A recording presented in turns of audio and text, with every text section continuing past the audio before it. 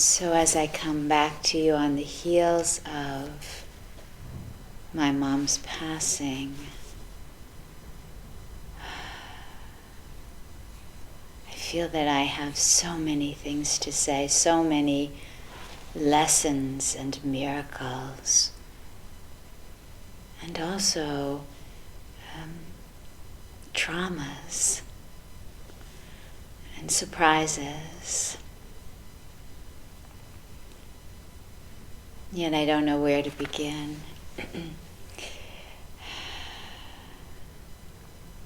I asked Jesus as I was walking my mother on this road home how it is a teacher of God attends to death.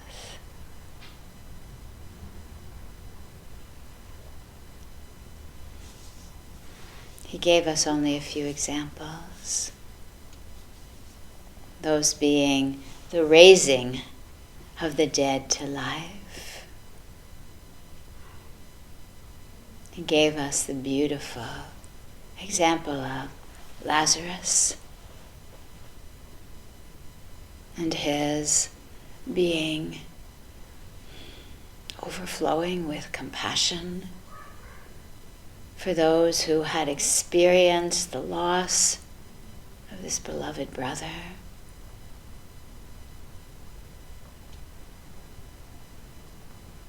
And his saying, Lazarus is only sleeping.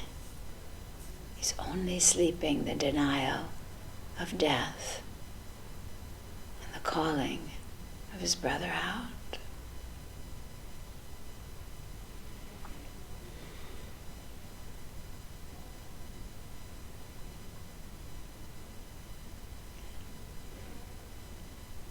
I left California at Thanksgiving, just after Thanksgiving.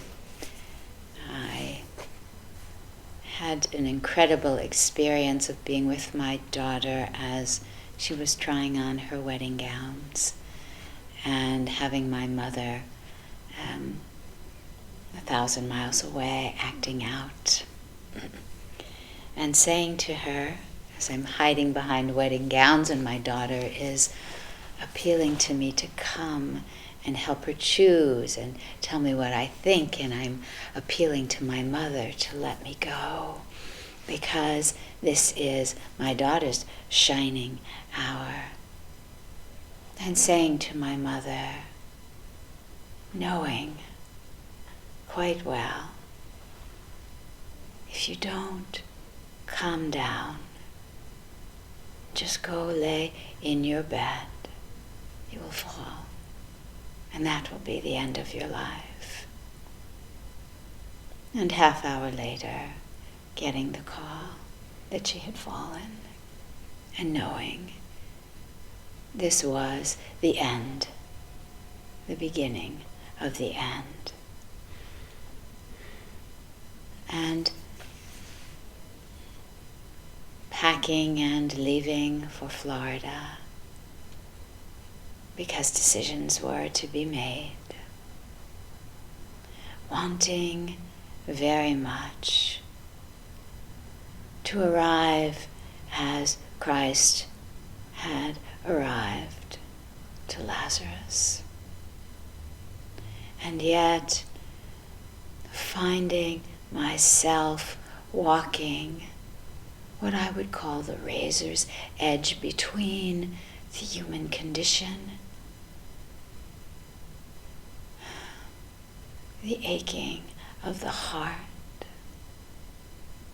and the knowing that bodies are not reality, but temporary vehicles. Knowing that God wills no pain and suffering,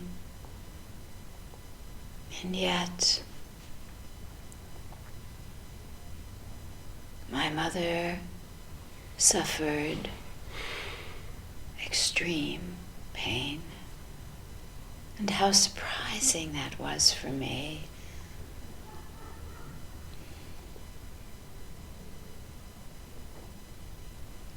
and how difficult.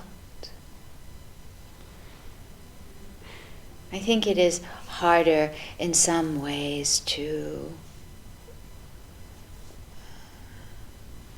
love someone and watch them cry out and feel the helplessness even though you are doing your best to prevent agony or suffering. And we did in small measure. And every day, every moment, a hypervigilance. Shall I give her the Dilaudid now? Can we wait 15 more minutes? Do we want her to be a little more conscious and lucid? Oh no, she can't bear the movement of broken bones. Every moment, a choice. And looking through each of those choices, asking, is there some miracle I can perform today? What is your will for me, Father, and for Mary, and for my brothers and sisters?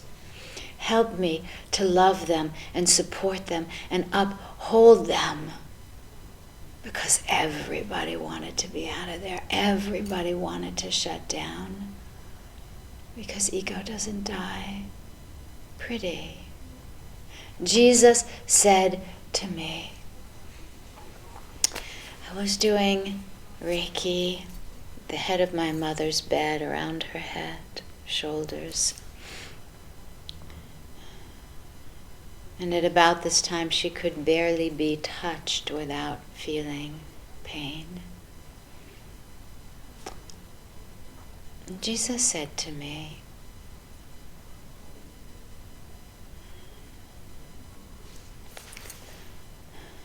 we project our expectations on the dying in the same way we project upon the living. We think that their death is all about us. And so we gather around and say, please don't die, right?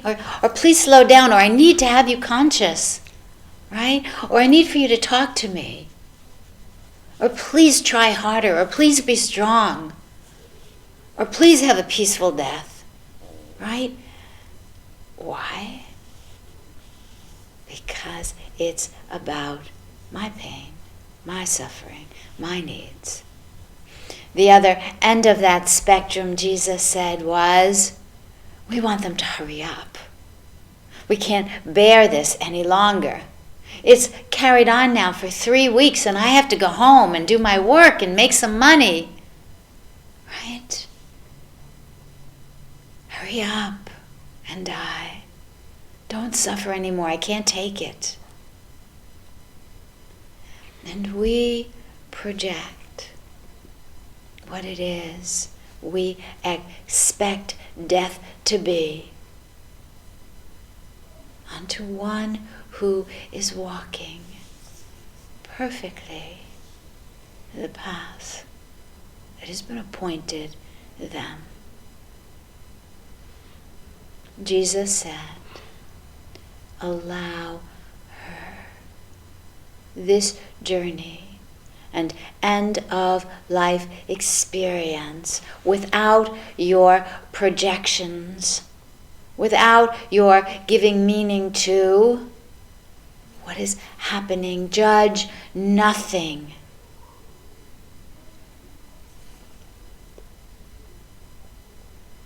Jesus said to me. The room was full all the time, with people coming and going, and the core group of family around her bed.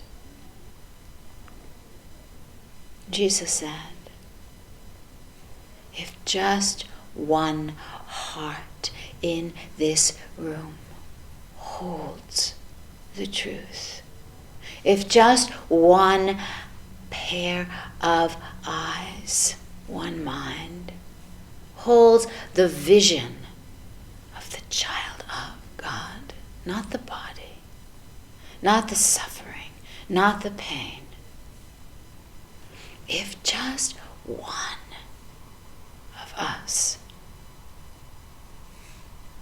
refuses to believe that who Mary is that body, we shall all be healed.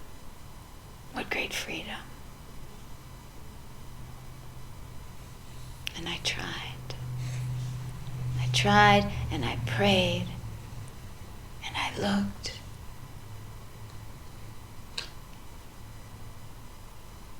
And I listened. And I believe I did hear.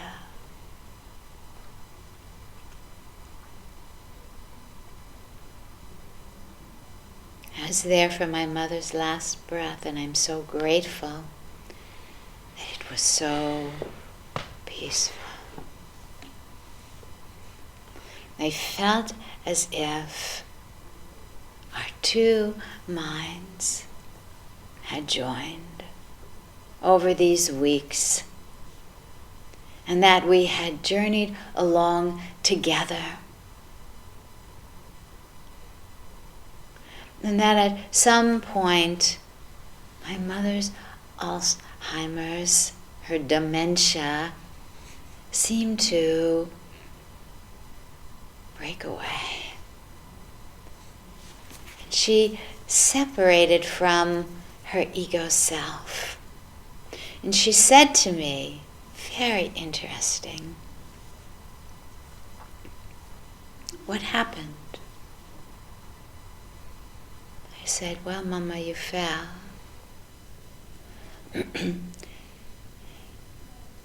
Actually, she said, "What happened to her?" What happened to her? Right? She had separated. I was using you. I said, "Well, Mama, you fell." She said, "Is it bad?" I said, "Yes, Mama, it's bad." She said, "Will she ever walk again?" I'm listening. Will she ever walk again?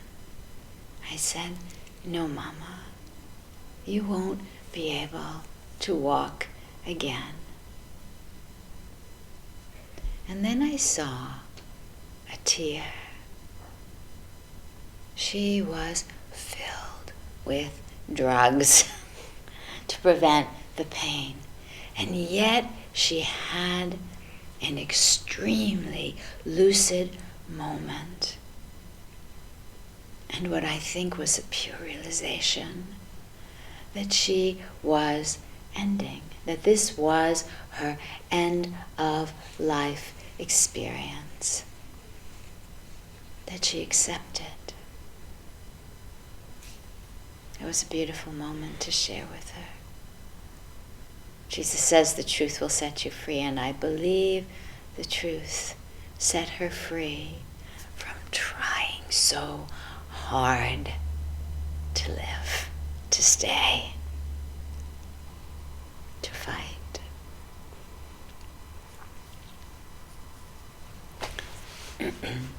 I haven't really had a chance to process yet.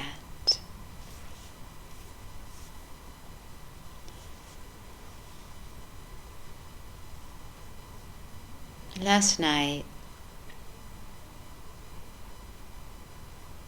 I'll tell you this, when I left Florida, I knew that parts of me were just in anonymous, automatic mode, right? Gotta get home, gotta do this, gotta do that. My daughter showers this weekend, I gotta get ready. Oh my God, I gotta write the eulogy. Oh, I gotta choose the readings. Oh, I gotta do this. Oh, I gotta get back to my clients. I gotta, right? I got in my sister's car I put my suitcase in there, but I left on the sidewalk in front of her car I would call it my life in a box. In that bag was my computer, my Course in Miracles, my journals, all of my writings in that computer for probably the last 20 years. Many which I have not transcribed. My Quicken, my Excel work, my finances, my calendar, my headphones, everything that is my daily life left on the sidewalk. Drove away, got to the airport, getting out of my car. I turned to my sister and said, my bag is not here. My whole life. Jesus is wiping out my whole life. I have to tell you, my sister started crying. I started crying. My ex-husband who was with me started crying. The texts and the phone started ringing. My sister's husband started driving to go back to the complex. My godfather, Vinny, is going to my niece is going there. They're knocking on doors. They made flyers and they're hanging them up. Everybody is looking for Mary Beth's life in a box, in a bag. What a drama.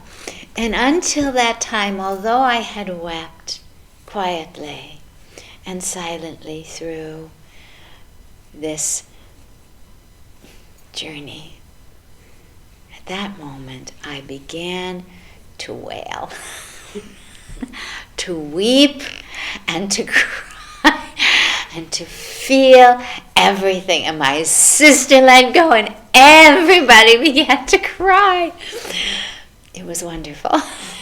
It was the best. And for 3 hours, traveling home to the snow and the sleet and the cold, I wondered and said, I couldn't find the bag, and I prayed, be still and know I am God. Be still and know I am God. And the text came in just as we landed. We have your bag. Your wife is saved. My phone was blowing up with joy. And one of the most wonderful things about this experience for me is that I felt so connected and so loved. So loved. I felt, as I do in this circle, vulnerable in leadership. I felt appreciated. I felt valued. I felt worthy. And most of all, I felt love. Death has a way of pulling together all the parts of a family as you pull together and integrate the parts within yourself. Last night, my son called. Christopher has the gift of mediumship. And he called weeping and crying. He said, Mama, I know I am supposed to give you this message. He said, I can't quite give it words, but I've been walking with Mary in the morning hours before dawn. And he went on to tell me a beautiful message about how this was the end of a cycle, that my mother was expressing appreciation and also sorrow for pain, for past events, forgiveness.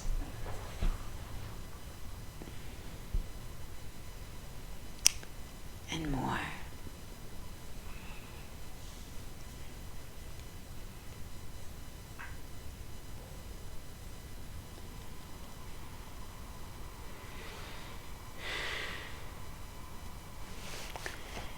I feel so grateful.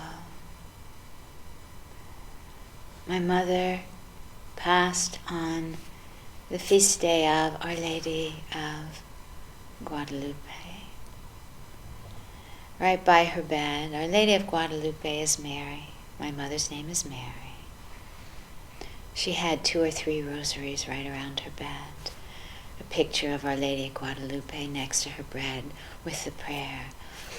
In her hallway, the picture of Our Lady of Guadalupe with the sign in Spanish saying something about the faith.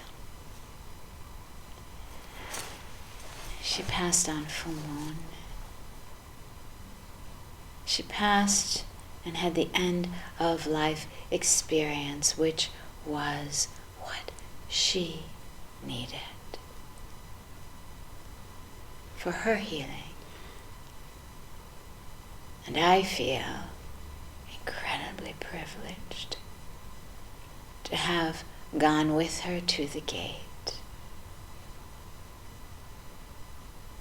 and to watch her to pass through.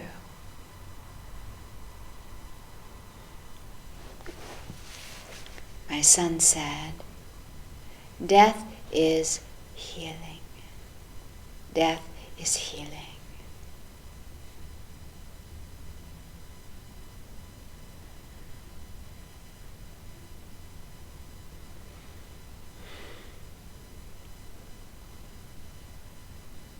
It is certainly an opportunity for blessing and healing and love and joining, compassion and appreciation, expansion of the mind, seeing clearly, vision. It is certainly a tender and perfect classroom for a teacher of God. And I hope that each of you will have the chance and will relish the opportunity to walk a loved one to the gate. It's a great privilege.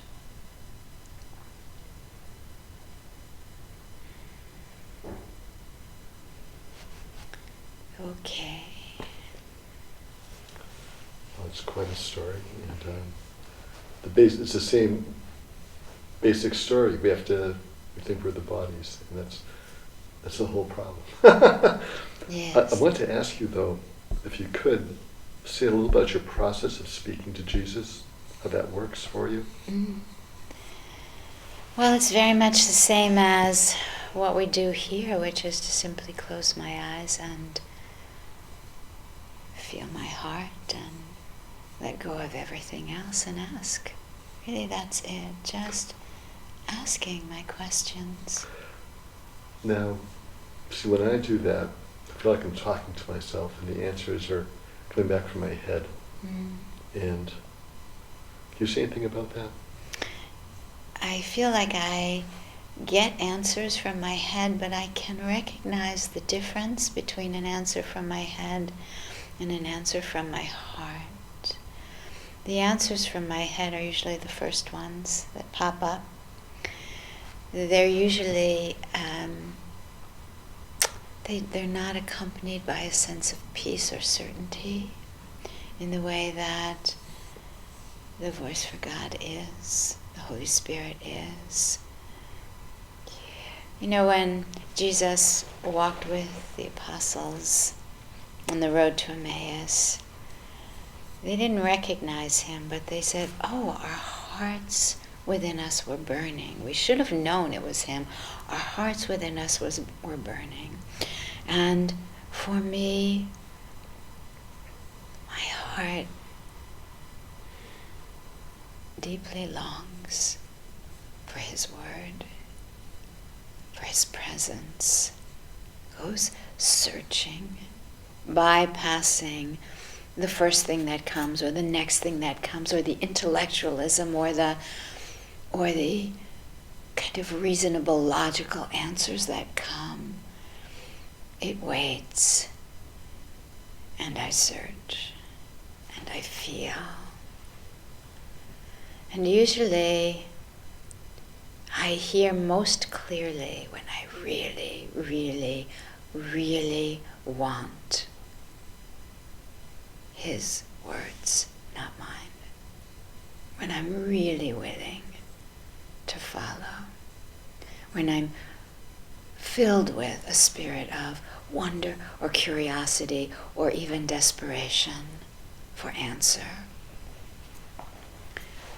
And his word or his answer is unlike Mary Beth's.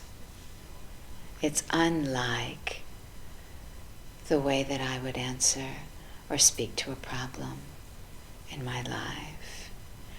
It's surprising, revelatory, kind. It's always gentle. His word is often simple and yet so deep that mind can't hold it. His word doesn't always come out like clear, precise, sharp words. It is an experience of a knowing from which I begin to form words.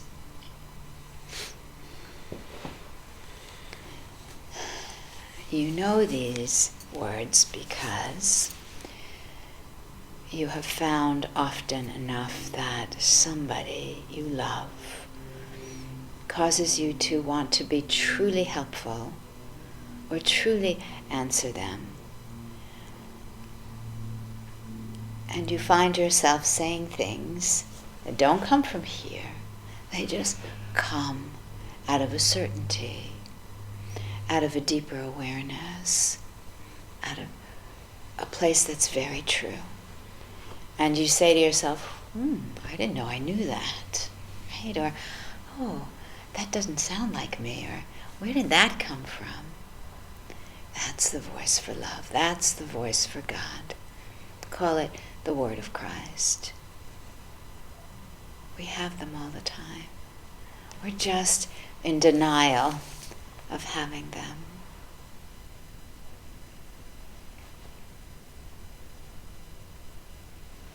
When I put my arms around my mother's head and gently did Reiki, I so much wanted the presence of God. I so needed to bring awareness to my doubts and fears, and I wanted so very much to seize the opportunity to be a healer, to learn, to live everything that the Course has taught me to live. And it wasn't easy. And it took doing Reiki, centering myself over her, asking to be a channel or a conduit for me to hear the answers to my questions. Before I can even form a question, an answer comes. And in hindsight, I say, oh, I've been asking that question, right? How did you know I had that question, right? The answer comes.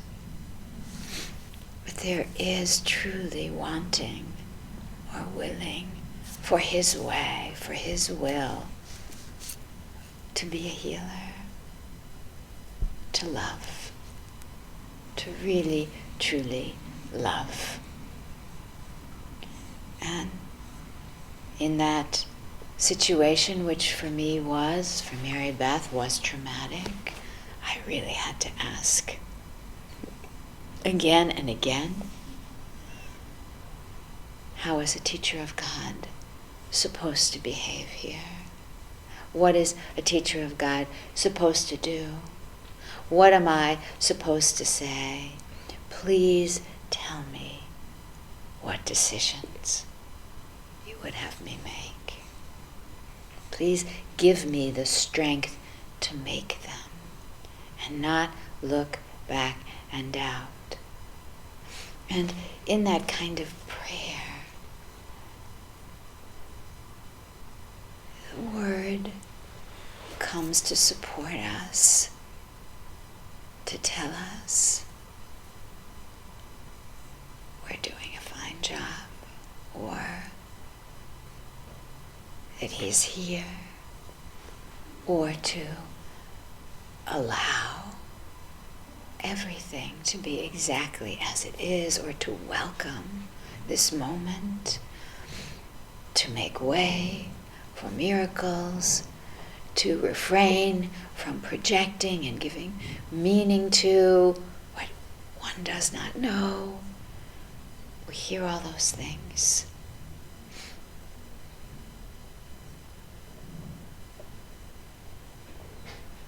All right, I don't know, that was a lot of sharing. So grateful to share. I'll end with one more thing. In my phone call last night with my son,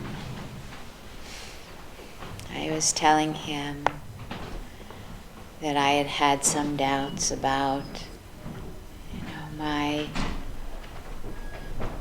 process, and I knew that I wasn't finished with my process, and I knew that I needed to look inside and experience fully everything that was coming up, all of the feelings, to let them reveal to me what lingering false beliefs are hiding in my psyche. And my son said to me, such a beautiful, healing thing. We cried and we cried and we cried. He said, what I hear is, I am so proud of you. I am so proud of you. I cannot tell you how much I feel so proud of you.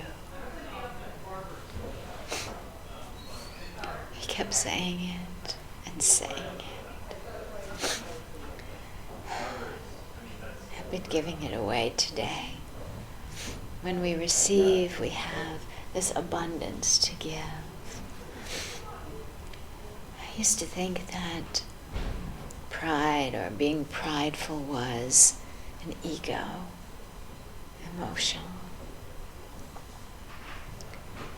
But this proud, this feeling of being proud had nothing to do with ego.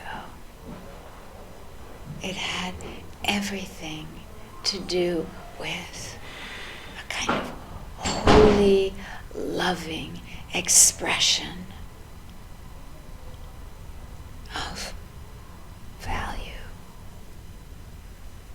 of living the goodness of God. I am so proud of you.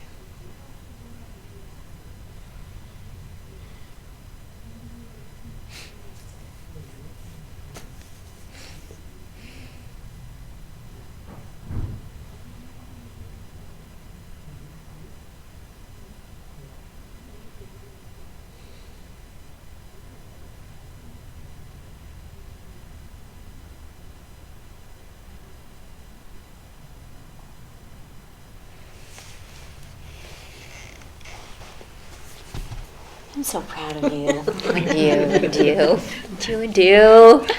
So say we are too. Yeah. Oh. Thank you for sharing. That was so beautiful, Mary Beth. Thank you for listening. I think I've just had some good processing. So, thank you. Well, you're like, it helps, right? You just say it, and it's freeing without figuring it out or doing anything. Just saying what happened, and it's freeing. Yes. So there's to it. We're so afraid to talk about death or feelings or be vulnerable, or we're afraid to even look ourselves. And when you're in a traumatic situation, I mean, I don't know, for me, perhaps this was more traumatic than having my mother screaming and yelling at me and, hitting me on the head with a broom. This was having her be in pain, really, really intense pain, is gut-wrenching. And to keep ordering drugs and to don't let anybody touch her, and don't move her, and, but we have to move her, she's going to get bed sores, or she has to be cleaned, or whatever it was, all of that. That's extremely traumatic when you believe you're a body, right? And as I say, I think Jesus traveled that road. And yet, in order to move through it, sometimes we must, to cope with it, and the decision making, and the needing to be present and not shut down, we push aside, right, the trauma. We compartmentalize it. I'll deal with that later, and I'll deal with that later, and I'll deal with that later. Right now, I need to be totally attentive to this human being and do everything I can to be truly helpful. I don't have time, right, for my own stuff.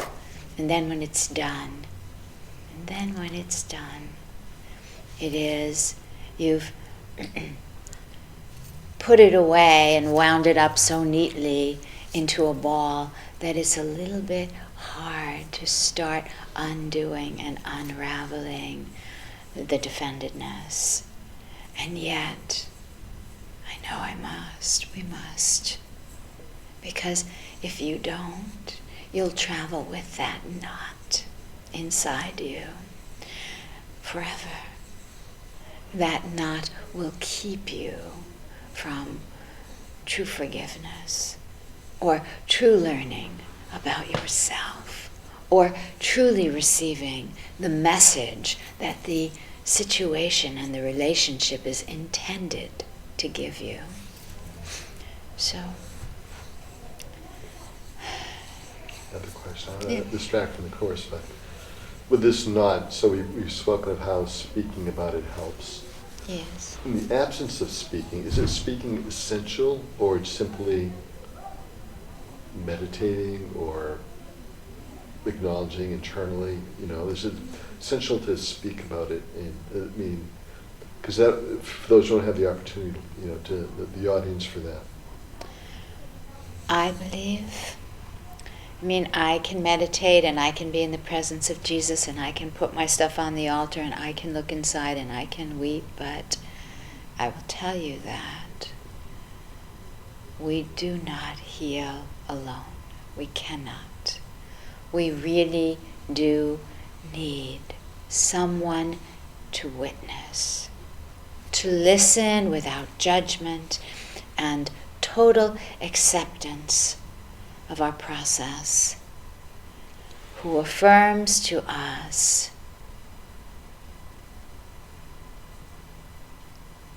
that we are okay, that we are loved and lovable, and that they are proud of us. We cannot heal alone. So it is wonderful to sit in meditation at the altar, and you and God to allow Him to be witness. He will witness for you. But for me personally, the greatest leaps in healing for me are when I have either witnessed to someone or been witnessed by a loving presence.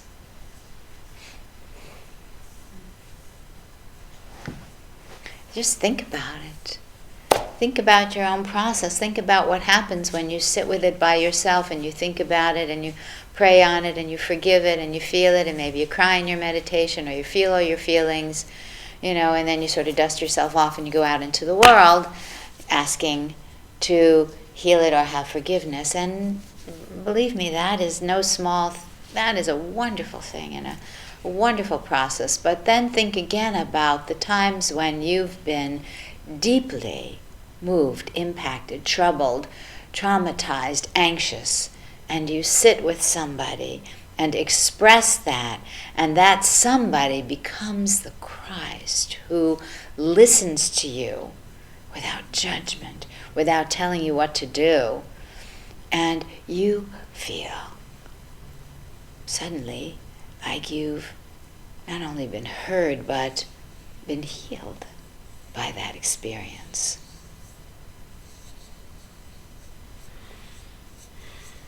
And if you haven't done it, you've got to give it a shot.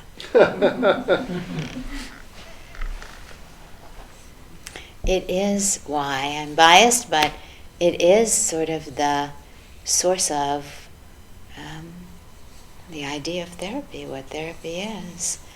And the way that Jesus talks about it in the Course in Miracles is that we are literally witnessing to our brother's Christedness, wholeness, holiness. All right, do we have any time for the Course in Miracles tonight? I wanted to say something. While you were away, and I think that you gave us a little snippet about what was going on, I kept thinking about you witnessing your mother dying and the pain, and it kind of pained me to think about you having to witness that. But now that you tell the story, it seems like everything unraveled perfectly the way it was supposed to. And 1 second was random. It seems like everything had a purpose. And Absolutely. I thank you for sharing that. You're welcome. Very powerful. I believe and see the divine order of the way events happened, and even the pace of her journey and her need to process each day. Wasn't about me like, hurry up and go, leave this body behind, right? You don't need to do this suffering, right? No, it was meaningful. And Jesus tells us, I don't know what anything means, I don't know what it's for, but it was for her process, her journey. And when she passed, it was so perfect.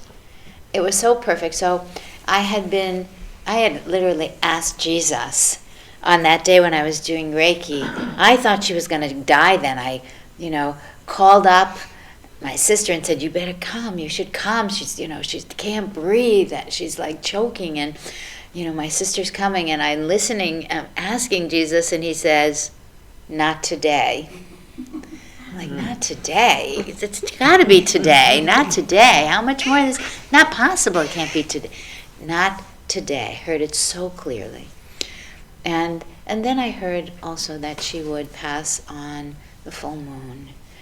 And I told everybody that she would pass on December 11th. She passed on the morning. That night, she did not pass on December 11th. That night, she And I thought it was the night of the full moon. It turns out that the night of the full moon was December 12th, which was the day my mother passed. She's going to pass on the full moon. It's December 11th. It's got to be. She's going to pass on the full moon. But that night, I was very hesitant to go and get any sleep. And Kelsey was with me.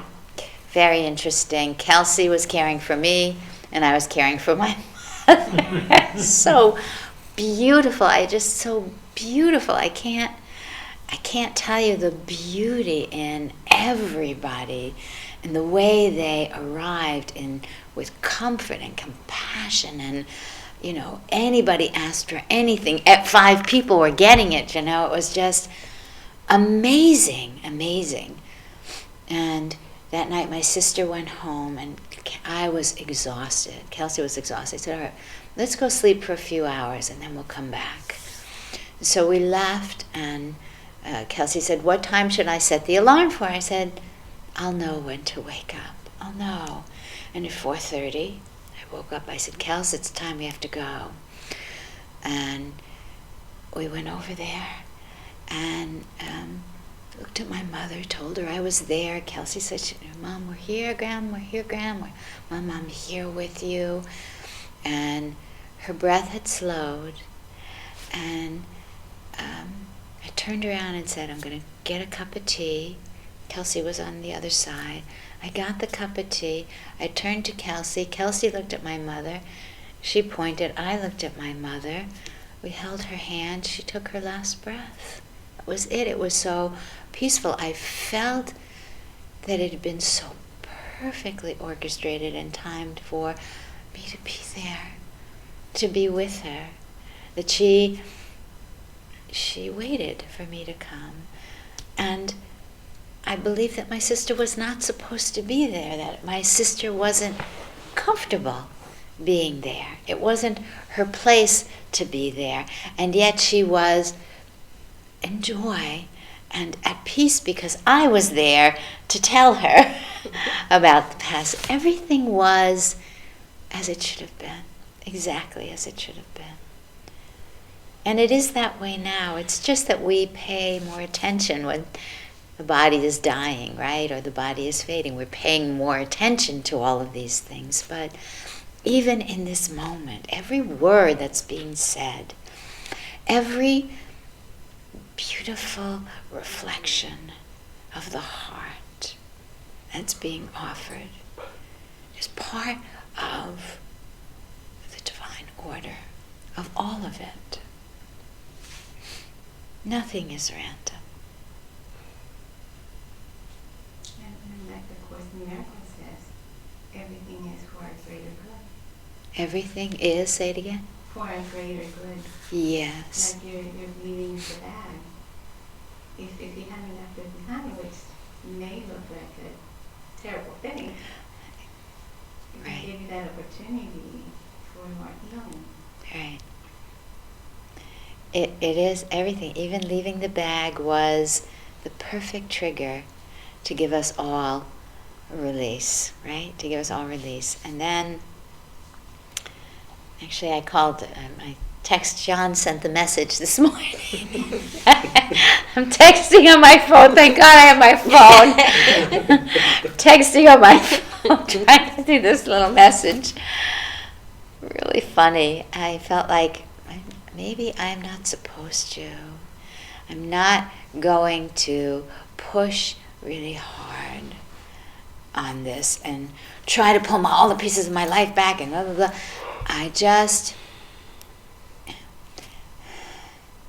feel that whatever's opening, if I don't have my computer, I'll get my computer. When I do, all my bills will be there to be. You can count on that. Right, all my emails will be there. Even in the Course in Miracles circle community, I know that Tony Ponticello has been pounding out those, before the end of the year, you need to get everyone to sign up, and you need to do this, you need to do that, right? And send out the video and send out the slides and blah. This is really important. And I look at those, I see a little thing on my I look at it and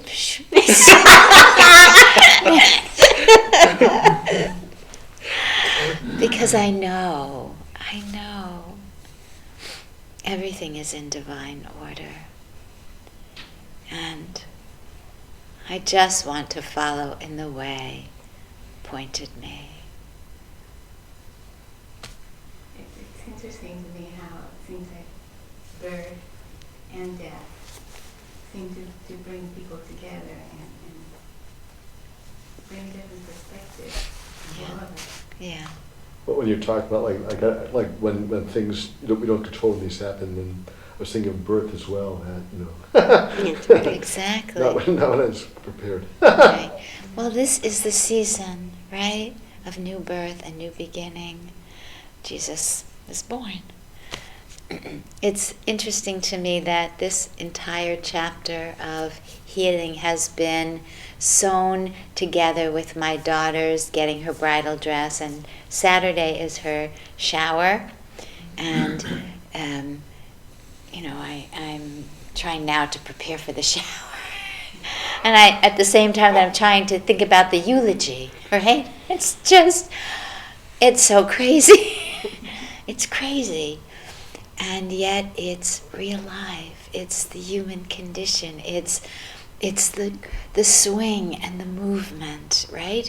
From what seems to be cause for celebration, and then to find that it's all to be celebrated. Everything is to be celebrated. This is what we came to the planet for. And all of these things give us the opportunity to join so beautifully and intimately in mind, in relationship, in heart, and to love each other well, to love each other home. It's just incredibly beautiful and precious.